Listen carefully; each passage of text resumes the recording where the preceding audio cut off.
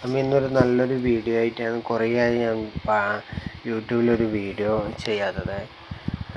ഇതിപ്പോൾ നമ്മളൊരു കിച്ചൻ്റെ തട്ട്, മോഡുലാർ കിച്ചൻ്റെ തട്ട് 45 അടിച്ചിട്ട് സെറ്റാക്കുന്ന വൈറ്റ് പ്ലെയിൻ ഫുൾ ബോഡി ടൈലാണ്. നാനോ വൈറ്റ് എടുത്തിട്ട്, നാനോ വൈറ്റ് അല്ല, ഇത് ഫുൾ ബോഡി ടൈലാണ്.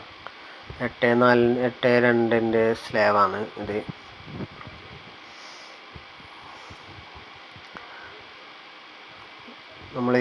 ഇതിലേക്കാണ് നമ്മൾ സിങ്ക് സെറ്റ് ആക്കേണ്ടത്. ഇവിടെ ഒരു സിങ്ക് കട്ട് ചെയ്യാനുണ്ട്. നമ്മൾ കട്ടിങ് തുടങ്ങിയിട്ടുണ്ട്.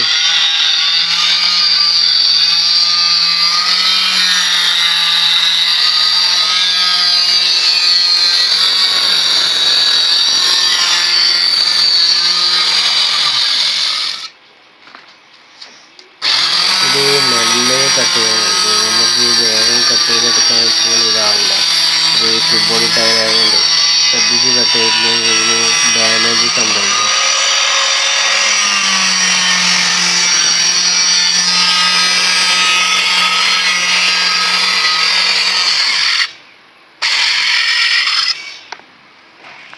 അത് നമ്മളിവിടുന്ന് കറക്റ്റ് 2 പീസ് സ്ലാബ് മാത്രമേ കൊണ്ടുവന്നത്. അതിൽ നിന്ന് നമുക്ക് ഡാമേജ് ആയി കഴിഞ്ഞാൽ നമുക്ക് വേറെ എടുക്കാൻ യൂസ് ചെയ്യാൻ പറ്റുന്ന ടൈൽസ് ഇല്ല എന്നാണ്.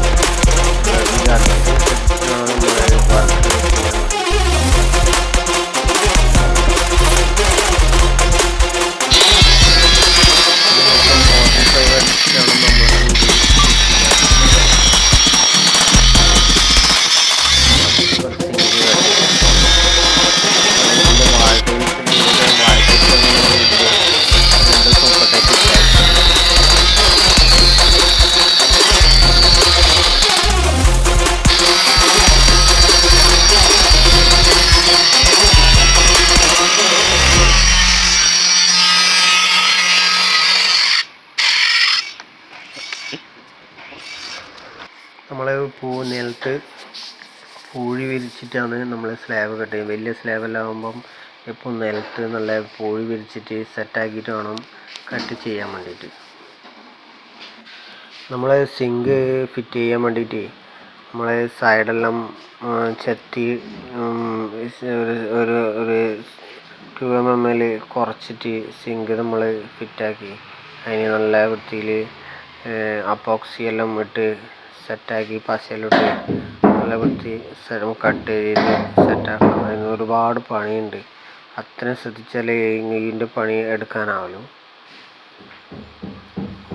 പിന്നെ ഫുൾ ബോഡി ടൈലായതുകൊണ്ട്, വൈറ്റ് ടൈലും ആയതുകൊണ്ട് എഡ്ജെല്ലാം അത്രയും ഷാർപ്പായിട്ട് നോക്കേണ്ടി വരും. അല്ലെങ്കിൽ നമുക്ക് പാളിച്ച പറ്റിക്കഴിഞ്ഞാൽ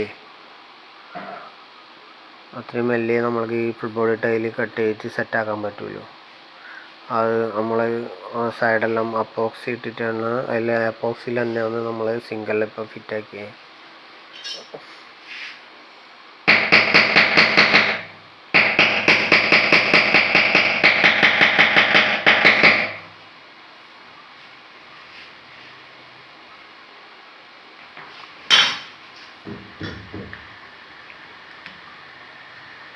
ഞാനിപ്പം ഈ ഫിറ്റാക്കുന്ന സിങ്ക് ഏകദേശം 6,000-7,000 റുപ്യേൻ്റെ സിങ്കാണ് ഇപ്പം നമ്മൾ ഫിറ്റാക്കുന്നത്.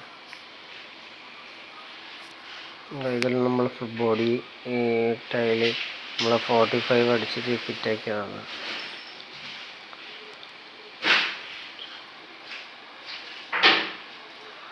ഫുൾ എല്ലാ എഡ്ജും, നല്ല എഡ്ജും 45 ആണ് നമ്മൾ അടിച്ചത്.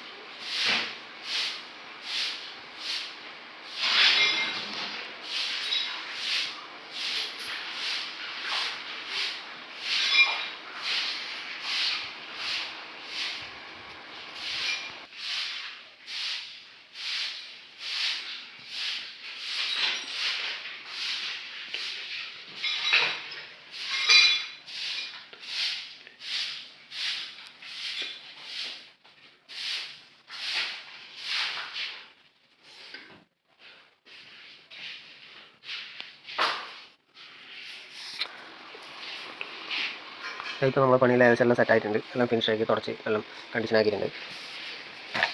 സിങ്ക് അനങ്ങുന്നുണ്ട്. നമ്മൾ അതിലൊരു കല്ലെടുത്ത് വെച്ചിട്ടുണ്ട്. അത് അനങ്ങി കൊണ്ടുവരുന്നത് നാളത്തേക്ക് സെറ്റാവും. റോട്ട് കല്ലടിച്ച് നല്ല കണ്ടീഷനിൽ ഇനി ഡോർ ഫിറ്റ് ആക്കാം.